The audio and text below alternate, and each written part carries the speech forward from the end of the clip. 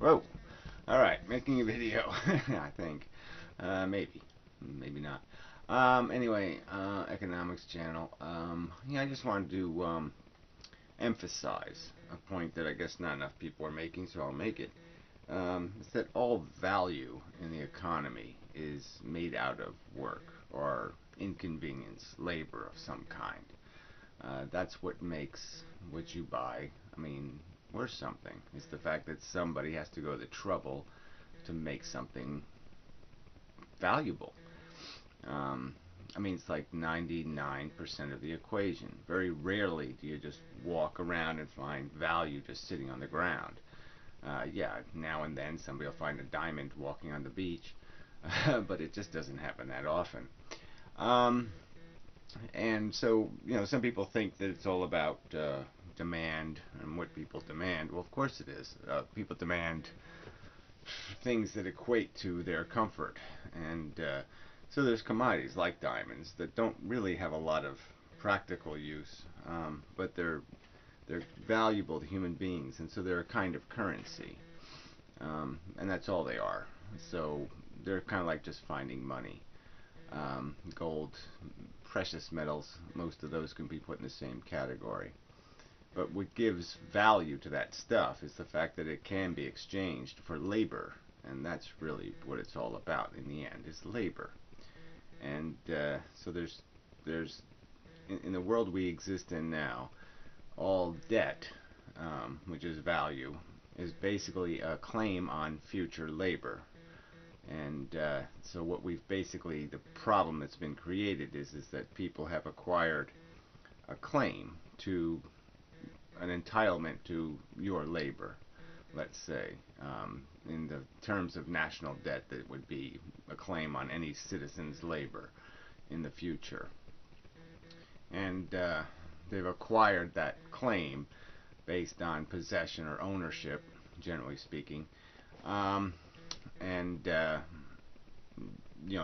they've basically had surplus that they've invested in the future. So they've had some sort of value that is made of labor, presumably, like a silo of wheat is a good example, because it took labor to put the wheat in that silo, and so it's basically a storage of, yes, it's food, but what gives the food value is the fact that it takes a lot of labor to pull it out of the field and make it consumable, or readily processable. Getting too technical here.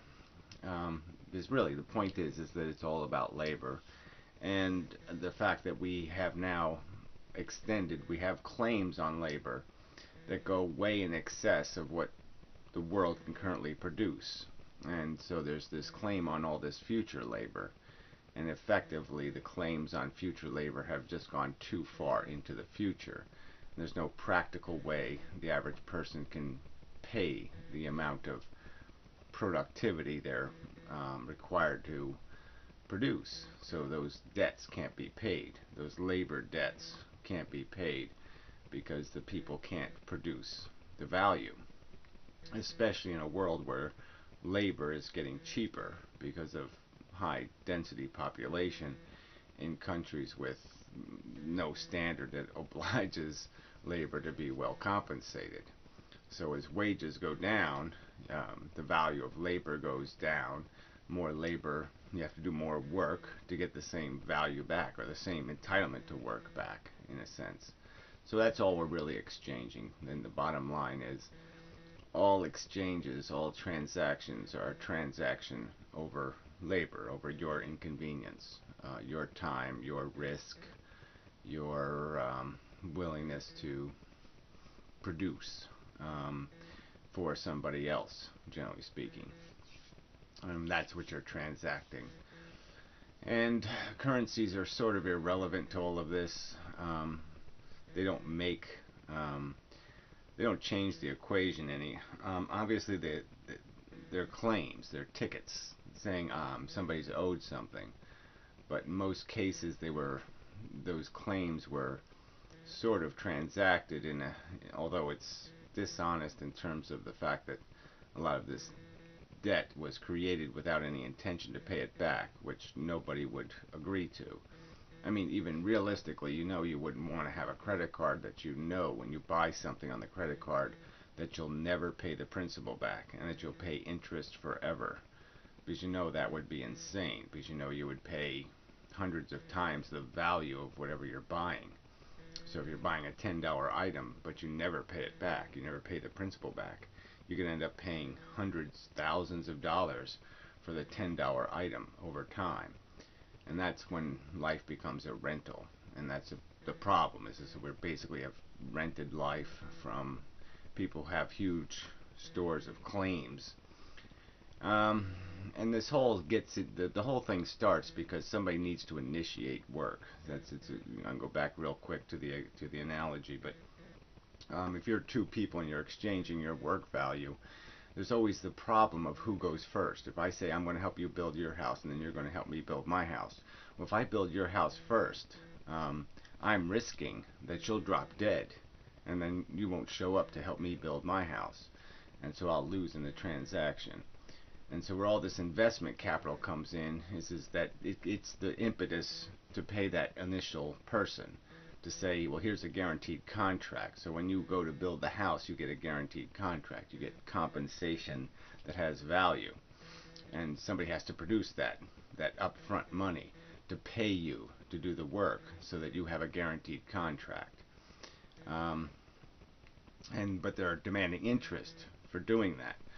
And the sensible thing to do is replace those profiteers, those people demanding a profit on the exchange, with a mechanism that doesn't demand a profit, that guarantees the contracts without extracting interest.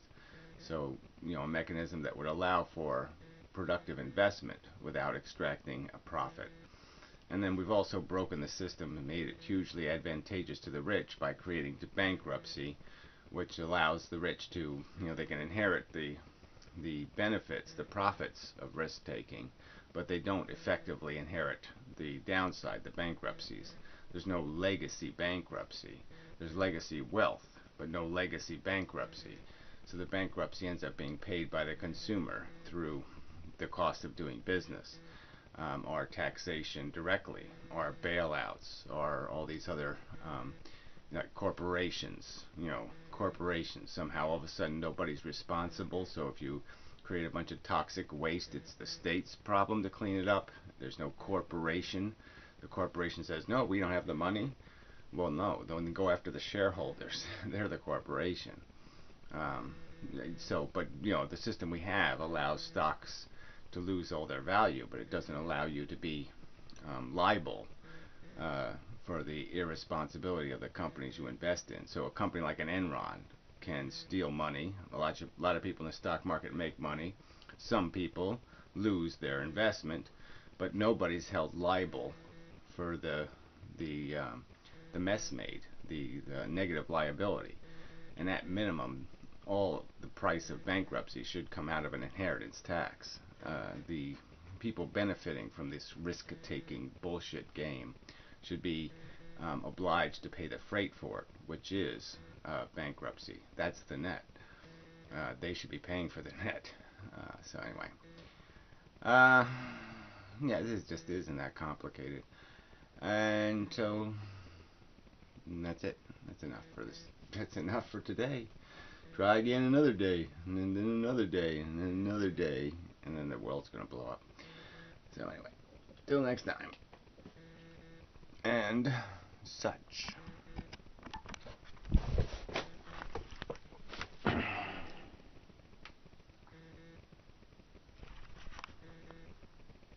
I mean, I hit the button.